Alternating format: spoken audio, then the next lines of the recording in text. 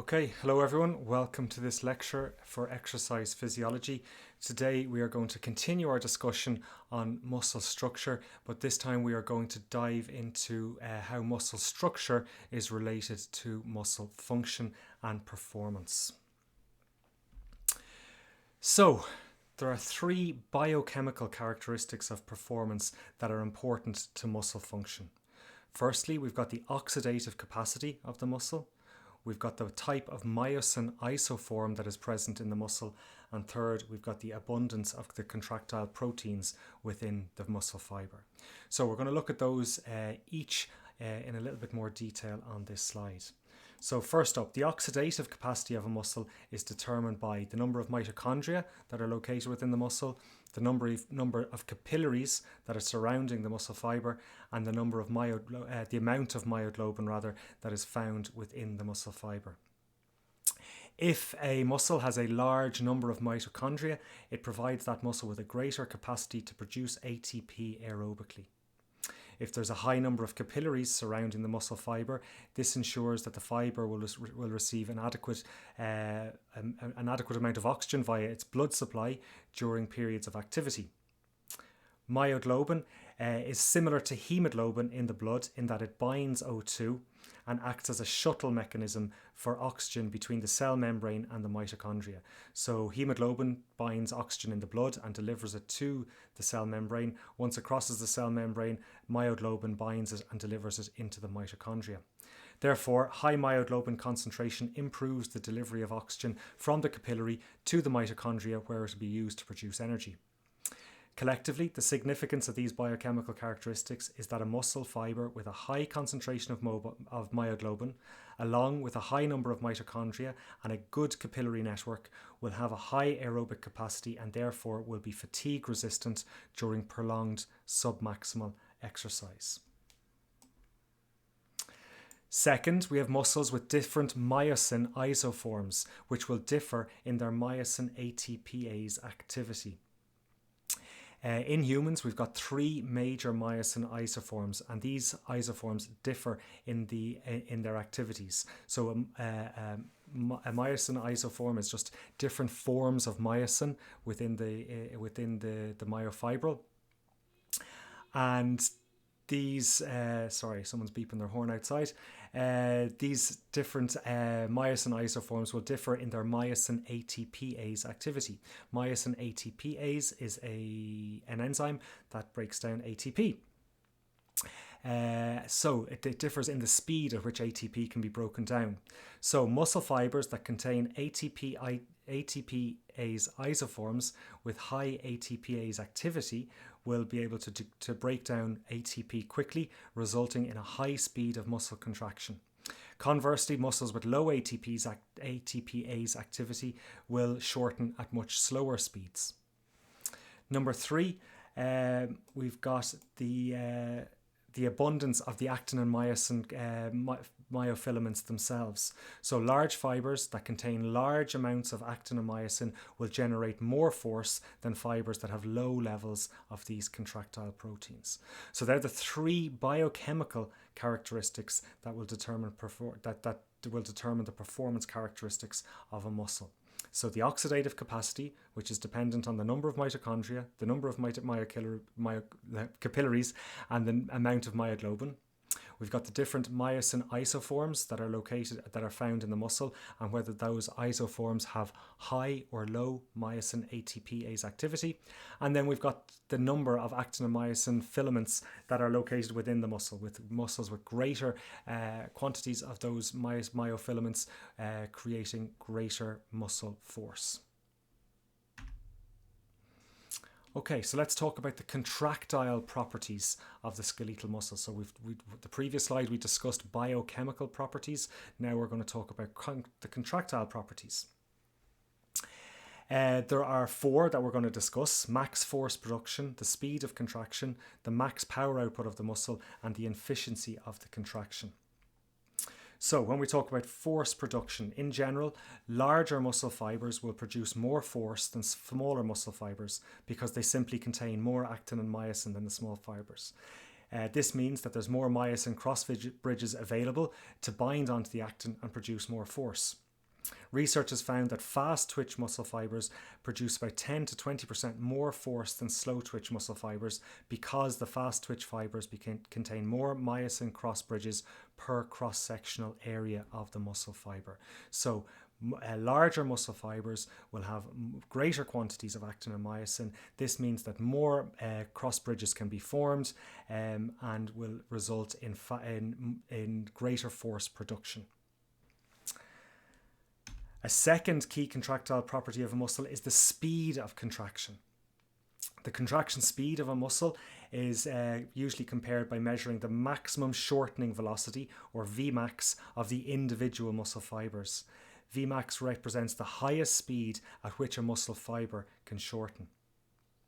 Because muscle fibers shorten by cross-bridge movement, the cross-bridge cycling that we covered in our previous lecture, Vmax is determined by the rate of cross-bridge cycling.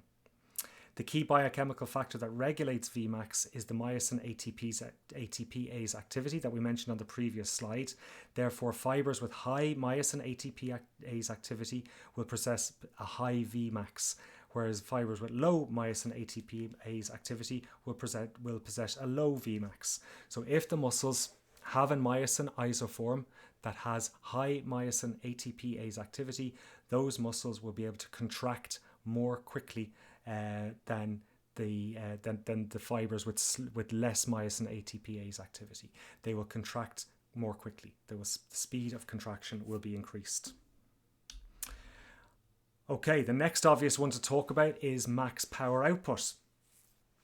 The power output of a muscle fiber is determined by the previous two factors. It's calculated by both the force generation and the shortening velocity of the muscle.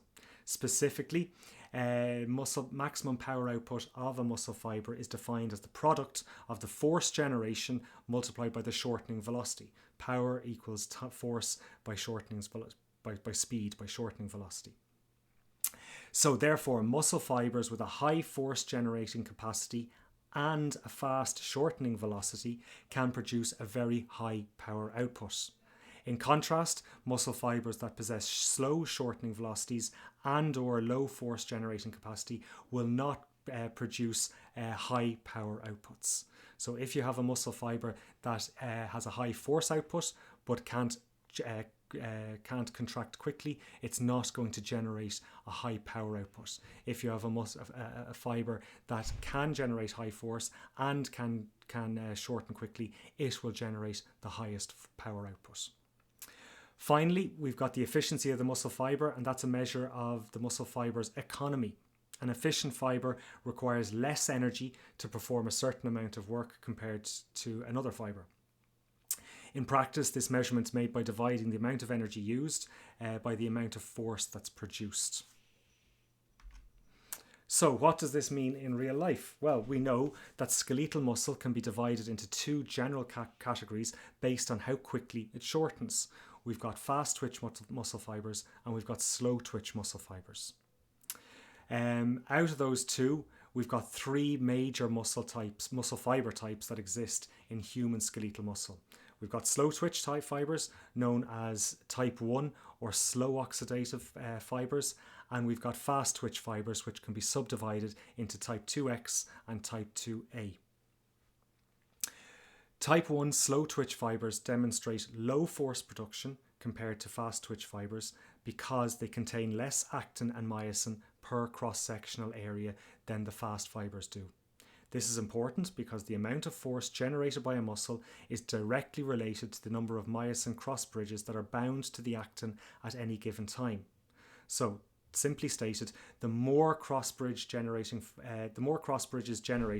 the greater the force production. And if a muscle doesn't have much actin or myosin in it, or less myosin and actin, it's not going to be able to generate the high force. Fast twitch fibers exert more force than slow twitch fibers simply because they contain more myosin cross bridges per cross-sectional area than the slow fibers, which means more cross bridges can be formed.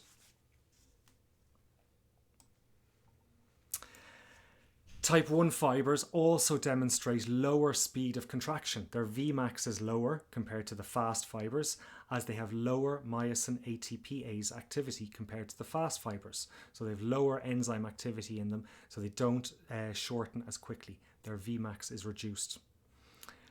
Power output then is determined, as we said, by force production and speed of contraction.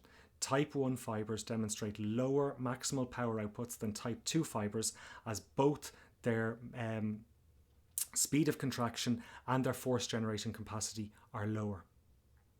However, type 1 fibres do contain large numbers of oxidative enzymes. They've got a high mitochondrial volume. They are surrounded by more capillaries, and they have higher concentrations of myoglobin than type 2 fibres. This high concentration of myoglobin, the large capillary network, and the high mitochondrial enzyme activity means that type 1 fibres have a very large capacity for aerobic metabolism and are much more resistant to fatigue than the type 2 fast twitch fibres. Finally, type 1 fibres are more efficient than fast fibres. This is important because at any given work rate, an efficient muscle fibre will use less energy than less efficient fibres.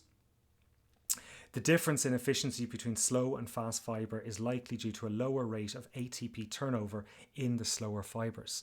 And that's related back to the fact that they have simply got less actin and myosin, so there's less cross bridges being formed.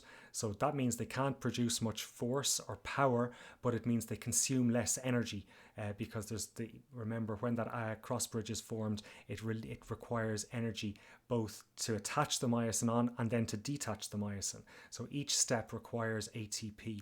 So because there's less opportunity for those myosin cross bridges to be formed, there is less ATP consumed, making for a more efficient fibre. But it means that that fibre can't produce high force or high power. So we said that there's two subtypes of fast twitch fibres in humans, type 2X and type 2A. If we just compare those in terms of the force production, speed of contraction, max power output and resistance fatigue, we will complete our picture of muscle fibre types.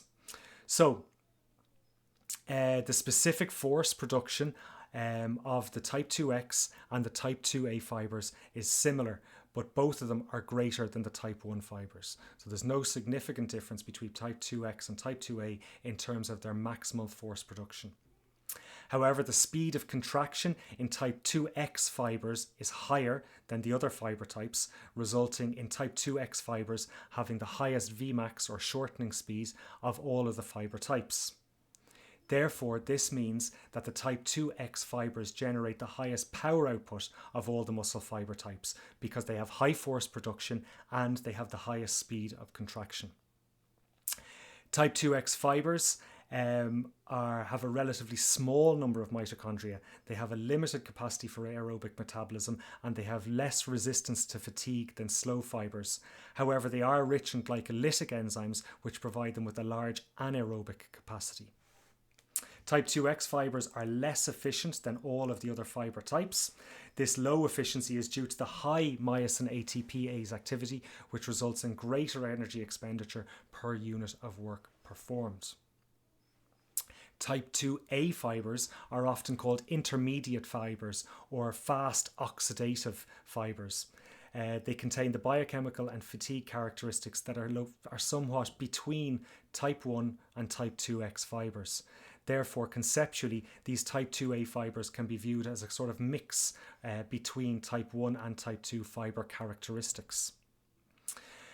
It's also important to note at this point that while the classification of skeletal muscle fibres places them into three distinct groups that we've been talking about, each classification exhibits a wide range of contractile and biochemical properties. Those biochemical and contractile properties of the type 2X, type 2A and type 1 fibres represent more of a continuum, and an individual muscle fibre can exhibit the blended qualities of more than one fibre type. So there's a kind of plasticity in it there. It's not fixed that we have got exactly type 2X, type 2A and type 1 fibres. It's more of a continuum where we'll have a balance and a blend of those performance characteristics that we've been talking about there. What about fibre types and athletic performance? Well, we've had numerous studies investigating muscle fibre makeup of human skeletal muscles, and there's a few interesting facts. First of all, there's no apparent sex differences in fibre distribution. The average sedentary man or woman possesses approximately 50% slow twitch fibres and obviously 50% fast twitch fibres. Highly successful power athletes like sprinters typically possess a large percentage of fast twitch fibres, whereas endurance athletes will generally have a high percentage of slow twitch fibres. Considerable variation in the percentage of these fibre types does exist even among successful athletes competing in the same event or sport. So you will not find that every single high performing sprinter has the same high level of fast twitch fibres, nor will you find the same percentage of slow twitch fibres in a successful marathon runner. Two equally successful runners could be shown to have different percentages of fibre types. So one runner might have 70% slow twitch fibres, whereas an equally successful distance runner might have 85% slow twitch fibres. It does not dictate how well they're going to perform. This observation, it demonstrates that an individual's fibre composition is not the only variable that determines success in athletic events. Moreover, we've got a much more complex interaction of physiological, psychological, biochemical, neurological and sociological factors that will result in high performance. And I think that is well captured by some of the papers that I presented to you guys on the Kenyan distance runners. So if you have a look at those papers, they dig into that blend of performance characteristics that are required in those Kenyan runners, or that set them aside. Okay, let's move on and talk about the number and types of motor units that are recruited. So the amount of force that a single muscle fibre can generate is related to the number of myosin cross bridges making contact with actin. So if we've got more cross bridges making contact with actin, we're going to have more force generated. However, the amount of force generated during a muscular contraction in a group of muscle fibres is complex, and it's dependent on four primary factors. We've got the number and types of the motor units that are recruited. That's what we're going to talk about now.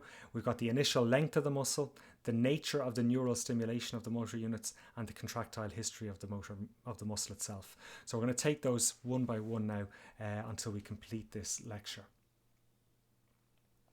So variations in the strength of contraction within an entire muscle will depend on both the type and the number of muscle fibres that are stimulated to contract. So we've had a discussion on the different fibre types that are there. Now we need to factor in the number of muscle fibres that are stimulated to contract. In the previous lecture, we've discussed the motor neuron and the muscle fibres that it innervates, and we know that together they are known as a motor unit. So a motor unit is the motor neuron and the muscle fibres that it innervates. When a single motor neuron is activated, all of the muscle fibres that it innervates are stimulated to contract. However, the number of muscle fibres that a motor neuron innervates is not constant, and it varies from muscle to muscle. Again, we mentioned this last week, but just to recap, muscles that require very fine movement, like the muscles we find in the eye, have a low number of muscle fibres innervated by a single motor neuron. There might be one motor neuron for 25 muscle fibres. In contrast, the muscles of the quads, where we produce gross movements and high power outputs, may have one motor neuron stimulating up to a couple of thousand muscle fibres. The central nervous system can increase the force of muscle contraction by increasing the number of motor units that are being recruited. The term motor unit recruitment refers to the progressive activation of more and more motor neurons in a muscle. If there are more and more recruitment, if there's greater recruitment of additional motor units, that means we are activating more and more muscle fibres, which will increase the strength of a voluntary contraction of a muscle. In general, these motor units are recruited in a very orderly and structured fashion as a function of their size. So when a muscle is initially activated to lift a weight or move something, the first motor units to fire are the ones that are smallest in size. This results in a limited amount of force generation. However, if more force is required, for example, if the weight is heavy, there is a progressive increase in the recruitment of more large motor neurons to increase muscle force production. So this is all within, say, one muscle group. We've got this orderly activation of motor units from smallest to largest. And this sequential recruitment of larger motor units is called the size principle. So whenever you do a voluntary movement, the amount of force generated will be determined by how many motor units are being recruited. Initially, only the smallest motor units will be recruited, and then within that muscle, the progressively larger and larger motor units will be recruited until all of them are recruited and the maximum force is generated by that muscle if required. A second factor that determines the amount of force exerted by a muscle is going to be the initial length of the muscle at the time of contraction. A muscle's ability to generate force changes as a function of the muscle length, and there's an optimal length in a muscle for maximal force generation. This explanation of optimal length is related back to the amount of overlap between the actin and myosin filaments, again, which we've discussed in our previous lecture. So, for instance, when the resting length is longer than optimal, the overlap between the actin and myosin filaments is limited, and few myosin cross bridges can attach.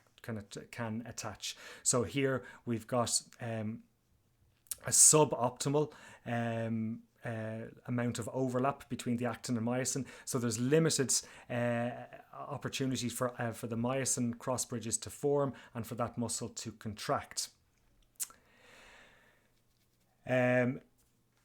If the muscle is shortened, if the muscle is nearing its contracted state, again, there's a big opportunity. There's more actin and myosin cross bridges can be formed, but there's limited opportunity for further contraction to occur. So there's going to be not much force going to be generated in this scenario either. Whereas in this middle, we'll have an optimal length of the muscle where there's optimal number of myosin cross bridges that can be formed, and we've got a potential for the muscle to shorten. Therefore, we'll have maximum force generation at that muscle length. Okay, the third factor that affects the amount of force that a muscle exerts when it's contracted is the nature of the neural stimulation. So a twitch is the smallest amount of force that can be generated by a single fibre, or more typically by a single motor unit. What we see in the diagram here is the first, when successive stimuli are applied to a muscle. The first few contractions here represent simple twitches, so that's the minimal amount of force that a muscle can generate. As the frequency, so here we see each one of these black lines represents a stimulus being applied to the muscle, so that's like an action potential reaching the muscle and causing it to contract. We see that the twitches here doesn't have as much time to relax in between the successive stimuli, and we have a process called summation here, where the stimuli will add up to form a more forceful contraction. If the frequency of these stimuli is increased further, the individual contractions will be blended into a single sustained contraction called a tetanus contraction. A tetanic contraction will continue until the stimulus is stopped or the muscle fatigues. And when we do normal muscle contractions that occur during our regular normal body movements, they are all tetanic contractions. It is tetanus that we are experiencing. These sustained contractions result in a series of rapidly repeating neural impulses conducted by the motor neurons that innervate the motor units involved in the movement. So when we were talking about the motor unit, we said that there's an action potential arrives through the nervous system to the neuromuscular junction, and we went through the steps that cause contraction there. So what happens is we've got repeated action potentials being sent from the brain or from the spinal cord to the muscle to signal that we want a sustained contraction to occur. It's important to appreciate that in the body, these neural impulses don't arrive at the motor unit in a uniform manner. They don't. If you put an electrical muscle stimulator on, you can give it a full whack of stimulation in one go, but the signals that come from your brain don't arrive in the most coordinated way or in uniform timing. Instead, we've got the various motor units within a muscle being stimulated to contract at different times. So we've got some motor units are contracting while other motor units are relaxing. This type of tetanic contraction results in a smooth contraction, and it aids in sustaining a coordinated muscle contraction. And one of the adaptations to training is improvements in how in the coordination of motor unit stimulation and the coordination of the muscle contractions. So particularly when we've got a beginner, they will see fairly significant gains in strength quite quickly early in their training, and that is because we have got an adaptation, we've got a greater coordination in the neural impulses that are reaching the motor units, and we were getting a more coordinated contraction of the muscle. Finally, we're on the last slide, home straight here. We've got the contractile history of the muscle. So if a muscle performs a bout of fatiguing exercise, so if you do some prolonged and or high intensity muscle contractions, any subsequent muscle contractions after that will have a lower force production. The muscle will be fatigued. In contrast to the negative effect of fatiguing exercise, if there's a short period of non-fatiguing contractions, this has been shown to increase muscle force production. So if we fatigue the muscle, we'll see subsequent reductions in force production. However, if we prime the muscle with a series of non-fatiguing contractions, we can actually increase subsequent muscle contractions. So this type of muscular warm-up is commonly known as post-activation potentiation. And this is defined as an increase in muscular force that occurs following a bout of non-fatiguing submaximal muscle contractions. It increases the muscle's sensitivity to the calcium that's released from the sarcoplasmic reticulum, and the end result is that the actin-myosin interactions are improved and we've got better muscle force production. So we are sensitizing the muscle, we are priming it for contraction, getting it ready to go. In theory, post-activation potentiation induced by warm-up exercises can improve performance in events that require explosive work such as sprinting, jumping and throwing. However, the research on PAP has been somewhat inconsistent, with some studies showing performance improvement, whereas other studies didn't conclude that there was significant improvements in performance. So it's an interesting area at the moment, and it's one that requires further research. Okay, that was a tiny bit longer than I thought it was going to be. So I hope you are still with me. I haven't lost you there. If you have, go back and take a look over some of the stuff that we've said. That's it for today. Thank you very much for your attention. I'll catch you in the next lecture.